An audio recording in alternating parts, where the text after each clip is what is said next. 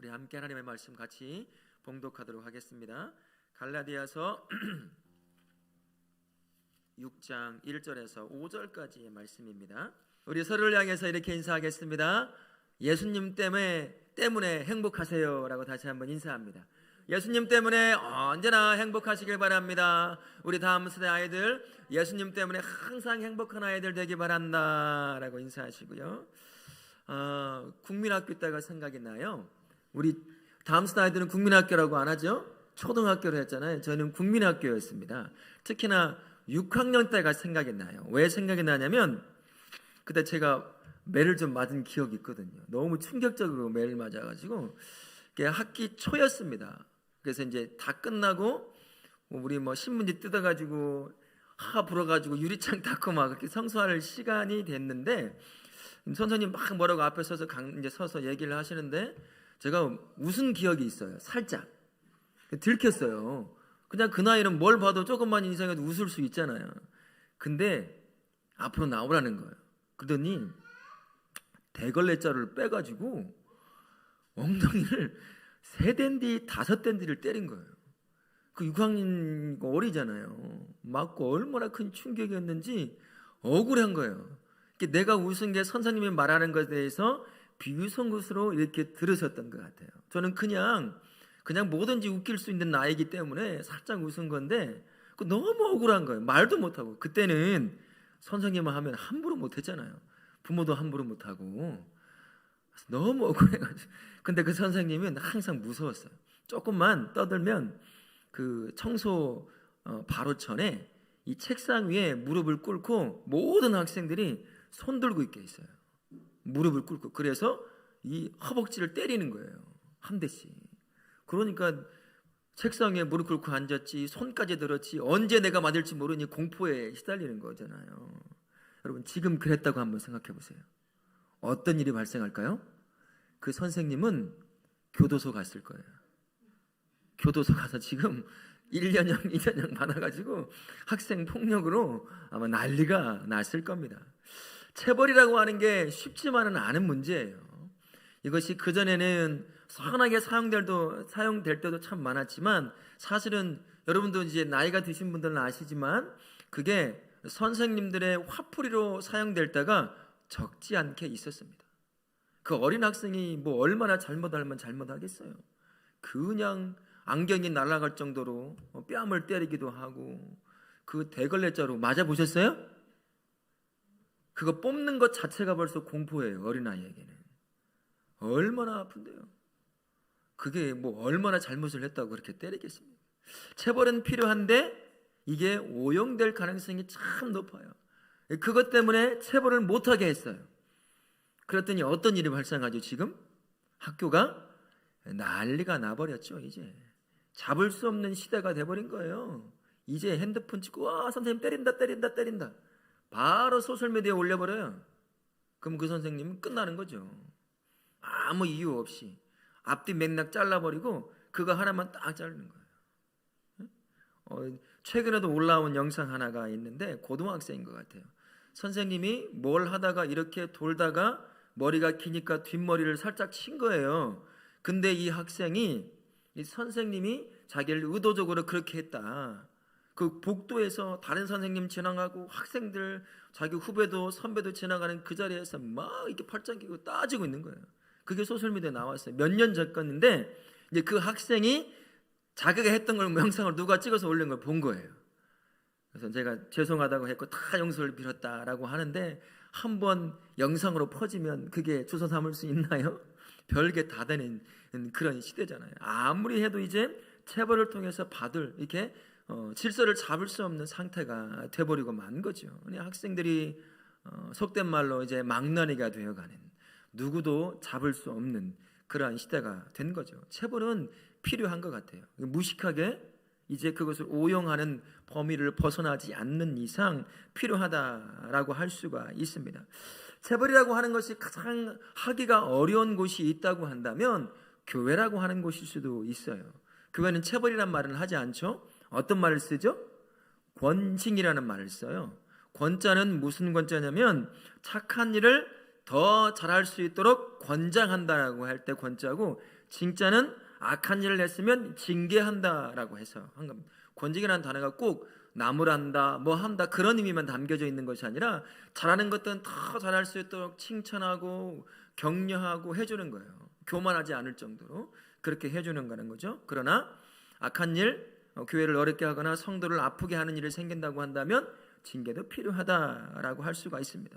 그러나 현대 교회에서 징계라고 하는 일, 그게 쉽게 일어날 수 있을까요? 할 수 있을까요? 없어요. 못합니다. 왜? 근본적인 이유가 뭘까요? 본인이 안 받아요. 아니 네가 누군데 감히 나를 징계한다고? 나를 뭐라고 한다고? 그런 마음이 있거든요. 교회라고 하는 곳은 자발적으로 모이는 곳이에요. 함께 모여서 함께 교제하고 나누는 곳이 바로 교회라고 할 수가 있잖아요. 이러한 곳에서 누군가가 어떤 잘못을 해서 징계를 한다라고 할 때 쉽지 않은 문제라는 겁니다. 본인이 받을 수 있는 준비가 되어 있으면 권면도 하고, 때로는 너무 큰 문제를 일으킨다 그러면 징계도 할 수 있어야 되는데 그 받을 준비가 되어 있지 않으니까 해봐도 소용이 없어요. 한다고 해도 어떤 일이 발생할까요? 나가버려요. 딴 데 가버리는 거예요. 교회 진짜 많거든요. 여기 이 현대 3차만 한 바퀴 돌아보세요. 교회가 몇 개가 있는지 10손가락 안에 들어갈 정도가 있어요. 어느 곳에든 갈 수 있다는 거예요. 여기만 교회냐? 라고 한다는 거죠. 이제 징계를 해봐야 별 소용이 없는 것 같은 상황이 돼버리는 거죠. 그러다 보니까 어떤 일이 발생할까요? 교회가 어려움을 당하는 일들이 참 많이 있습니다. 교회가 거룩성을 지켜내는 일들이 쉽지 않은 시대가 돼버리고 말았어요. 교회를 성도가 너무 쉽게 여긴다는 거예요. 여기 아니면 저기, 내 마음에 안 들면 뭐 떠나든지 뭘 하든지 마음대로 할 수 있는 곳이 교회라고 생각할 수 있는 그런 시대가 되었다라는 겁니다. 하나님의 몸된 교회를 지켜내기보다는 어렵게 만드는 경우가 더 있다라는 것이죠. 그러다 보니까 상당히 많은 교회가 안정적이지가 못해요. 단단하게 세워진 교회들이 그렇게 많지가 않더라고요. 그러니까 조금만 문제가 생겨도 흔들려요. 교회가 오랜 역사를 가지고 있어도 그렇지 않더라고요. 언제든지 흔들릴 수 있는 곳, 교회라고 하는 곳입니다. 교회는 정말 약한 곳이거든요. 교회는 강제성이 뛸 수가 없어요. 강제성이 뛰는 교회는 약간 이단성이 있는 교회입니다. 목사가 영혼들을 다 붙잡고 있는 거예요. 목사 말 한마디에 마음이 흔들리고 목사 말 한마디에 아무것도 못할 정도가 된다고 한다면 그 교회는 건강한 교회가 아니에요. 목사가 하나님이 되어 있는 교회거든요. 건강한 교회는 그렇지가 않습니다. 건강한 교회는 각 개인이, 성도들이 예수님과 밀접한 관계를 갖고 있어요. 목사라고 하는 사람은 그 친밀한 교제를 가질 수 있도록 계속 격려하고 도와주고, 또 때로는 믿음이 흔들리면 가서 권면도 하고 말 그대로 징계도 하고. 그게 뭐냐? 왜 예배를 빠지느냐? 왜 기도 자리에 없느냐? 이렇게 징계도 할 수 있어요. 그러나 그 사이를 낄 수 없는 게 목사입니다. 저하고도 예수님과의 관계에도 누군가 낄 수 있을까요? 없을까요? 못 껴요. 나와 예수님과 1대1의 관계입니다. 누군가 선배 목사님들이 제가 제대로 된 목사로서의 삶을 못 살면 훈계를 할 수 있어요. 권면하고 징계를 할 수 있습니다. 그게 기관으로 한다면 노회가 되는 거예요. 목사가 제대로 교회를 섬기지 못하고 세워가지 못하고 개인적으로 비리가 있고 한다면 노회에서 이제 그거를 찾고 권면을 하고 징계를 하고 파면도 시킬 수가 있는 겁니다. 그렇지 않고는 그 외 모든 것에는 예수님과 저와의 사이, 성도님과 예수님의 사이는 누구도 낄 수가 없어요. 도와주는 사람인 거라는 거죠.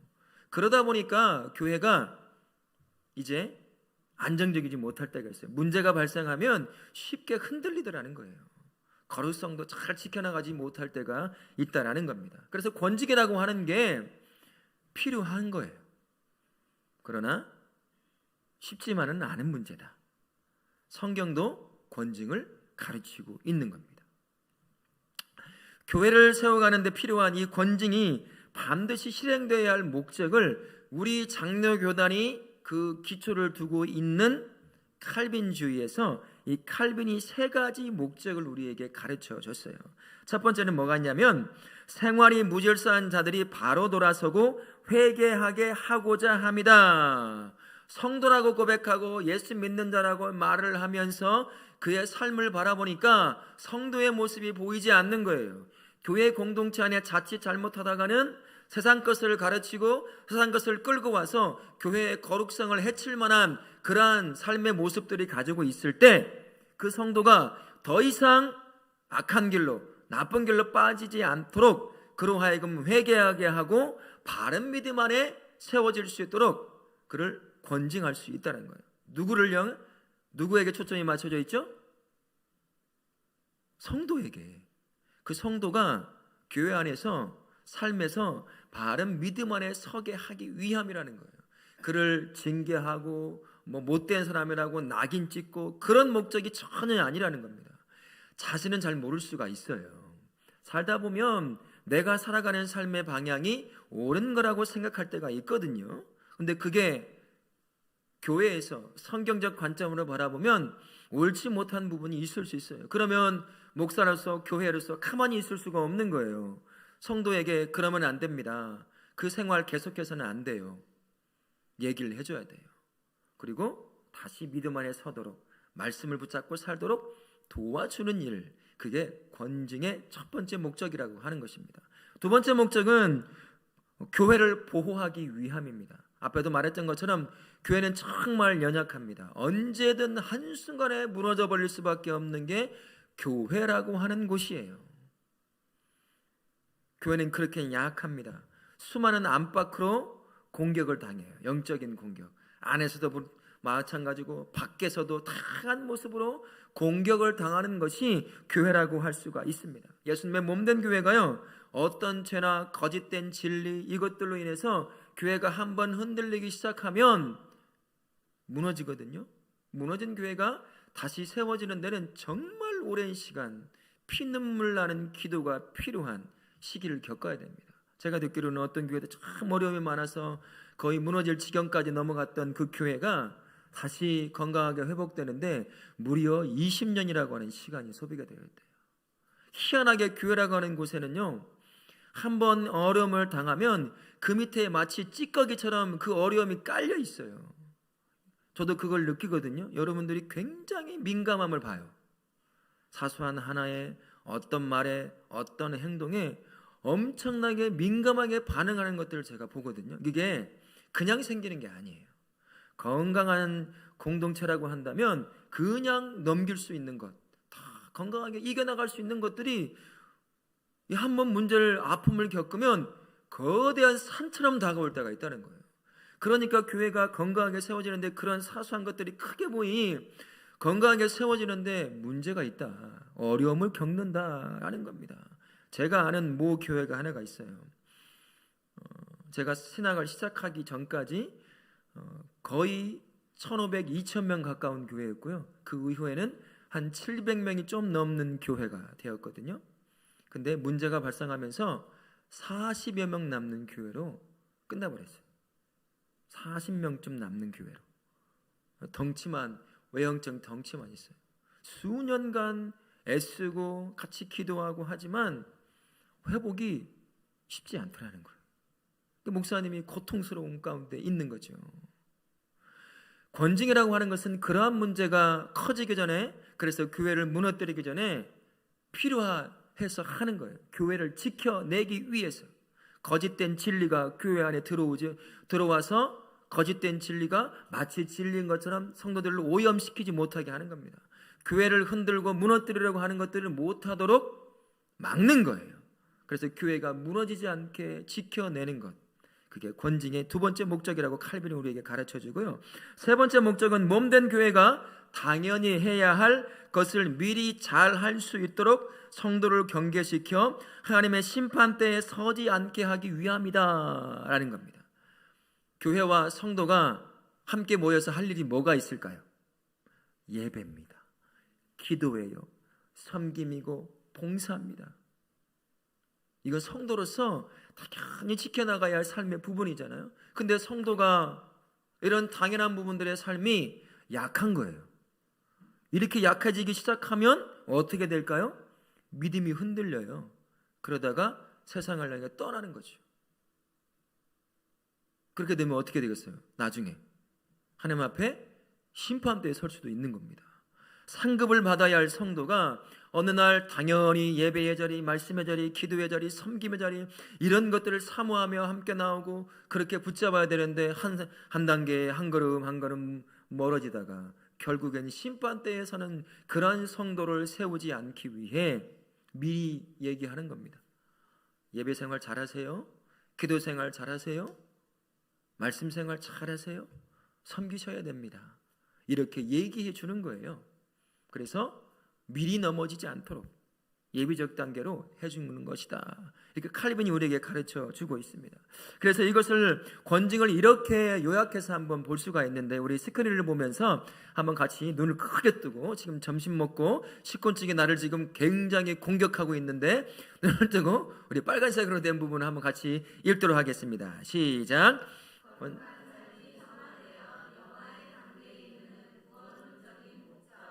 부패와 타락으로부터 교회를 보호하기 위한 교회론적인 목적, 하나님의 심판을 면하는 종말론적인 목적이 있다. 세 가지 목적, 칼빈이 말한 목적이 다시 한번 요약될 수 있습니다. 성도가 성화되어 마지막 단계인 하늘나라에 들어가면 영화되잖아요. 그 단계까지 놓치지 않고 가게 하기 위함이에요. 구원을 잃지 않도록 만들어주는 게 권징이라는 거예요. 교회가 이상한 진리, 거짓 진리, 그리고 다양한 문제 때문에 부패되고 무너지지 않도록 보호하기 위한 것이 권징이라는 겁니다. 그리고 성도로 하여금 믿음에서 떠나지 않고 심판대에 서는 것이 아니라 상급을 받게 하는 것, 그 목적을 위해서 권징이 필요하다는 거예요. 그러면 우리 교단, 우리 교회가 속해 있는 우리 교단이 이름이 뭐죠? 대한 예수교 장로회 합동측입니다. 마크는 창문 2개를 붙여놓은 것 같은 거예요. 그죠?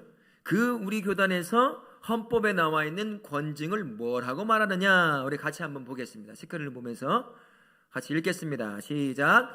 진리를 보호하며 그리스도의 권병과 존영을 견고하게 하며 악행을 제거하고 교회를 정결하게 하며 덕을 세우고 범죄한 자의 신령한 유익을 도모하는 것. 참 말도 어려워요. 옛날에 했던 말을 그대로 가지고 왔어요. 한자 말을. 그래서 제가 가로쳐서 넣는 거예요. 통치, 권력, 하나님이 주인이라는 거, 예수님이 교회의 주인됨을 인정하라는 거죠. 사람이 주인 노릇을 하지 말라는 거예요. 그분의 영광과 존경을 견고하게 하고 교회 안에서 일어나는 악행들을 제거하고, 그러므로 교회를 정결하게 하고 교회가 덕을 세우게 하는 것. 그리고 혹시나 스스로 무너진 사람도 있잖아요. 누구나 다 실수하고 넘어질 수 있거든요. 그 자들을 신령하게 도와서 다시 믿음 안에 서게 하는 것, 그게 권징이라고 하는 것입니다. 우리 교단이 그걸 말하고 있어요. 그러면 교회와 성도를 지키는 이 권징, 이 중요한 권징, 성경은 어떻게 행하기를 원하느냐, 오늘 말씀에 그것을 우리에게 가르쳐주고 있는데, 첫 번째는요 1절 부분입니다. 어떻게 하라고 하냐면 온유한 심령으로 행하라, 권징을 행하라 라고 말합니다. 악의적 목적을 가지고 행하는 것이 아니에요. 어떤 보복을 하고 그를 뭔가 징계를 내리기 위해서 하는 것이 1차적 권징의 목적이 아니라는 것입니다. 온유한 마음으로, 온유한 마음에 숨겨져 있는 중요한 것이, 품성이 뭐가 있냐면 겸손함이라고 하는 것입니다. 권징을 행해야 될 저를 포함해서 장로님들이 보통 하거든요. 겸손한 마음으로, 나도 똑같은 죄인이라고 하는 마음으로, 어떻게 감히 내가 누군가를 징계할 수 있겠느냐라고 하는 그런 마음을 품고 이 권징에 임하라는 것이에요. 온유한 심령을 가지고 행하라, 그렇게 말하고 있는 겁니다. 본인도 죄인이거든요. 저도 죄인이고 연약한 자고 언제든 넘어질 수 있다라는 것을 마음에 품고 겸손함으로 다가가라 라는 것이죠. 낮은 자세로 그를 다시 믿음 안에 잘 서도록 도와주기 위함이다 라는 겁니다. 그래서 화내지 말고, 또한 침착하게 관용하는 마음을 가지고 그를 바르게 인도할 수 있어야 한다라는 겁니다. 그게 바로 온유한 심령을 가지고 행하는 거예요. 쉽지 않은 문제이지만 그래도 말씀이 우리에게 그 길을 인도해 가는 거거든요. 이끌어 가고 있습니다. 부족하지만 그래도 온유한 심령으로 성도를 세우려고 해야 한다라는 것이고요. 또한 두 번째 가르쳐주는 말씀이 1절과 4절에 함께 있는 부분인데, 이 권징을 행하는 자는 자신의 삶을 살펴 바로 잡을 수 있어야 한다는 겁니다. 온유한 심령을 딱 얘기하고 난 뒤에 바로 뒤따라오는 것이 자신을 바로 살피는 것, 그것을 바로 얘기를 하거든요. 자신을 살필 때 자신의 연약함을 발견할 수 있어요. 어떻게 감히 내가 그런 일을 할 수 있을까? 나 같은 존재가 아무리 목사라고 하는 장로라고 하는 직함을 가지고 있지만 어떻게 감히 그런 일을 할 수 있을까라고 하는 자신의 연약함을 발견하게 돼요. 자신을 살펴보다 보면요, 그러다 보면 겸손함 가운데 그 일을 행해야 되지만 겸손함으로 접근할 수밖에 없는 그 상황에 놓이게 된다라는 것입니다. 자신도 연약한 존재임을 알기에 온유함으로 나아가는 거예요. 나도 언제든 무너질 수 있는 약한 존재구나, 이렇게 인정하게 된다는 거죠. 그래서 권징을 행하는 자는 자신도 모르게 뭔가 된 것처럼 착각하지 말라라는 것입니다. 자신을 살피지 않으면 내가 뭔가 능력이 있어, 자질이 있어서 뭔가 행할 수 있는 사람인 것처럼 착각에 빠질 수 있다는 거예요. 자신을 살피지 않으면 그런 일이 발생할 수 있으니 너의 삶을 살피라라고 하는 것입니다. 그래서 권징을 하거나 권면을 하는 자는 잘나서도 아니고요, 완전해서도 아님을 인정하라는 것입니다. 그저 하려고 하는 일은 무엇이냐?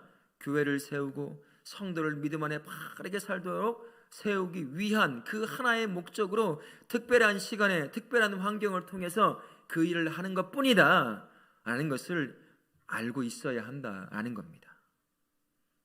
우리는 다 부족하잖아요. 쉽지가 않잖아요. 그래도 교회를 건강하게 세우기 위해서는 필요한 조치를 해야 되는데 어떻게 해야 될 것이냐? 온유함 가운데 나 자신을 살피며 겸손함으로 그를 돕기 위한 목적으로, 교회를 지키기 위한 목적으로 그 일을 행하라라는 겁니다. 그러나 더 중요한 말씀을 2절을 통해서 우리에게 말씀해 주고 있습니다. 권징보다 더 중요한 것이 무엇이냐? 너희가 짐을 서로 지라라는 겁니다. 권징을 행하기 이전에 가장 먼저 생각해야 할 것이 성도가 누구였는가를 기억해내라는 거예요. 목사 너 누구였느냐? 장로 당신 누구였느냐? 예수 믿기 전에 어떤 사람이었느냐? 그걸 기억해내는 거예요. 저도 그렇고 우리 성도도 그렇고 예수 믿기 전에 어떤 사람이었습니까? 죄인이었어요. 어떤 죄인이요? 영원한 죽음으로 갈 수밖에 없는 비참한 죄인이었습니다. 무슨 대가를 받고 우리가 구원을 누리게 됐습니까?